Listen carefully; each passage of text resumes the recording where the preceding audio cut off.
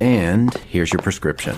I know just the pharmacy to get this filled. Who are you? A pharmacy benefit manager. A middleman your insurer uses to decide which medicines you can get, what you pay, and sometimes even which pharmacy you should go to. Why can't I go to a pharmacy in my neighborhood? Because I make more money when you go to a pharmacy I own.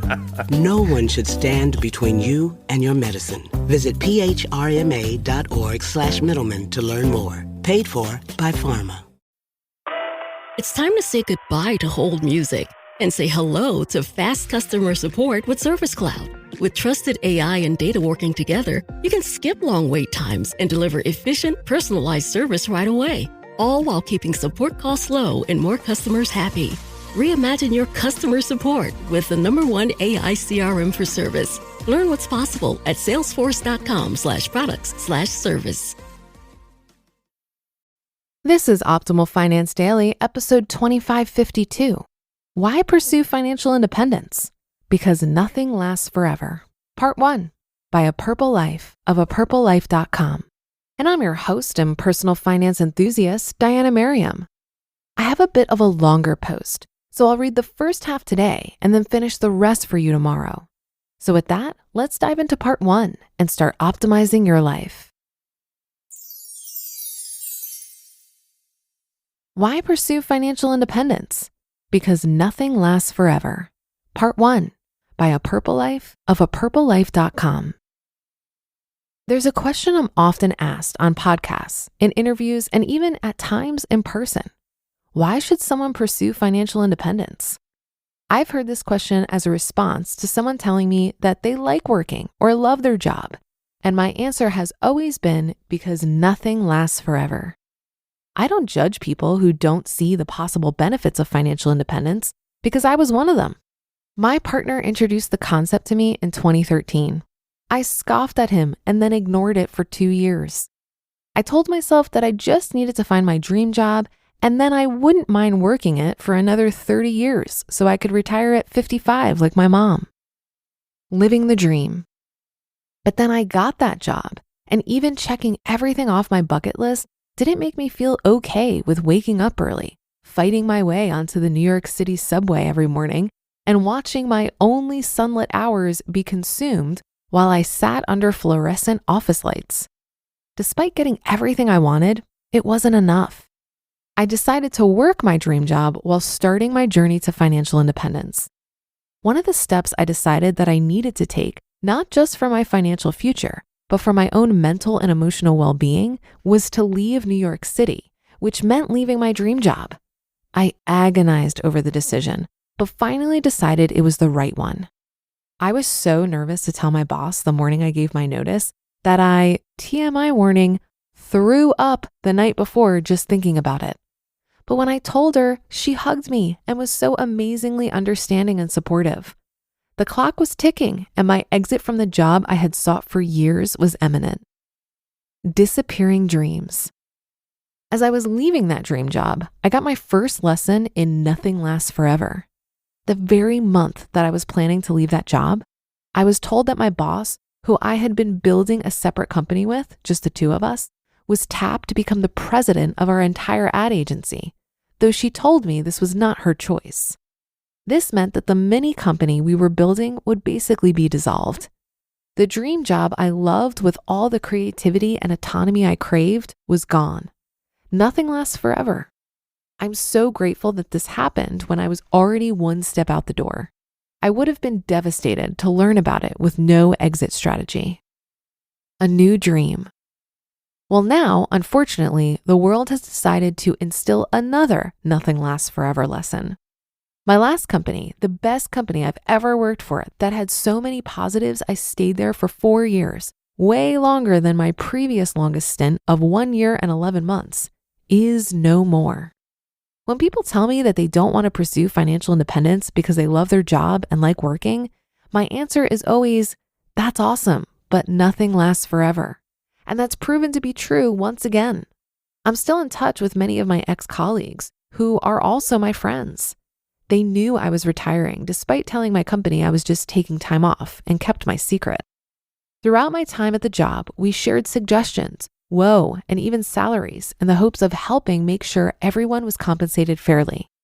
I recently had a call with one of these ex-colleagues. She was a little late to the call, and I received a text from her saying that she couldn't talk on video and requested that I call her cell instead. I agreed and was worried something was wrong. Luckily, when she picked up, she confirmed that nothing was physically wrong, but that Seattle had a bad storm the night before and her power, and therefore Wi-Fi, was out, so she didn't have the internet to video chat with me. Nothing gold can stay. We got on the phone and she dropped a bomb on me. Our company had been acquired, and not just acquired, it had been sold to another company, and the staff was told, hey, guess what? You've worked for a different company this whole year. There will be no salary increases. Good luck. This news somehow got even worse. My ex-colleagues were told that our company was sold to another corporation, and when they asked any questions, such as if they were all still employed, if the salary structure would stay the same, a lot of our salary is tied up in quarterly bonuses that were previously guaranteed, and if the vacation time they were told would roll over actually would, they were faced with the non-answer, we'll look into that. Despite a year of negotiations, per leadership, they did not have the answers to the most basic of questions. Then they dropped another bomb. My ex-colleagues were told to not tell anyone about this change, including clients. This is a strange request because a few of my colleagues would find out in a few short hours that this information had already been shared with clients by someone at a higher level than them, which obviously put them in an awkward position when speaking with the same clients. To be continued. You just listened to part 1 of the post titled, Why Pursue Financial Independence? Because Nothing Lasts Forever, by A Purple Life of apurplelife.com. Labor strikes, climate change, your beat up office printer. What do they all have in common? Come on, it's all about the money. Economics is everywhere and everything, fueling our lives, even where we least expect it. If you're a fan of Optimal Finance Daily and are curious to learn something new and exciting about economics every week, I recommend you listen to the Planet Money podcast from NPR. Planet Money is a different kind of world where the complex economy actually makes sense, where human stories supersede abstract theories. For example, credit scores may sound complex, but Planet Money can give you simple tips so that you can make better financial decisions. And Planet Money also answers some of life's burning questions, like, will AI take over our jobs? And why are Christmas trees so darn expensive? The Planet Money team lives to tell a good story in around 30 minutes. It's econ for the rest of us. Tune in to Planet Money every week for entertaining stories and insights about how money shapes our world. Stories that can't be found anywhere else.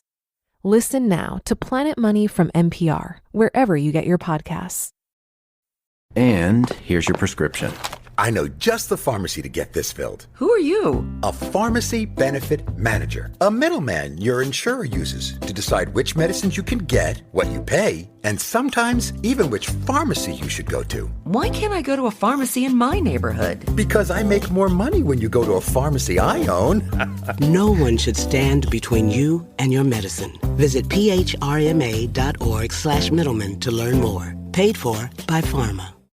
I've also found that the only thing guaranteed in life is that nothing is certain and everything changes. While that may feel disorienting at first, getting comfortable with uncertainty is a very valuable skill set. It'll serve you well as life continuously throws you obstacles and opportunities. I was reading a book called Awareness by Tony Mello the other day, and it had this great message about going with the flow. He says that when you cut water, it doesn't get hurt. But when you cut something solid, you damage it. I found a lot of encouragement in letting my opinions and attachments be a bit fluid and to not be overly rigid on how I think things ought to be. Even when a job feels stable, that may be true for a certain period of time, but it can quickly change. That certainly happened to me in my corporate career. For many years, my job felt secure, but then the company was acquired and spun off and joint ventured. Despite keeping my job through all of that, the dynamic of security significantly shifted.